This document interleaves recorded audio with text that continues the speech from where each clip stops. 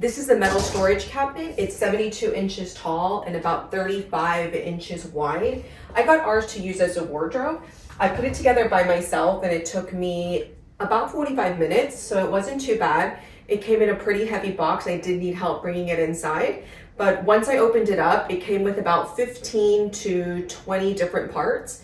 And I built everything on the floor, and once I was done, I just stood it up and it was pretty easy from there. It's pretty light. So let's take a look at the inside. You do have an option to lock it. It comes with keys. And what's optional is you can choose to hang your clothes on the left side or here on the right side. And these shelves here are also adjustable, so you can make them as wide or as narrow as you want.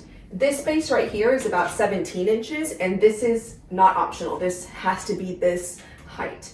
It's really easy to put together. It also has 4 feet on the bottom that you can twist if your floor is uneven, and so it helps stabilize it.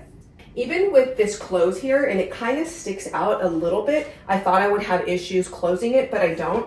This just closes here, and it's this door that kind of has a snap.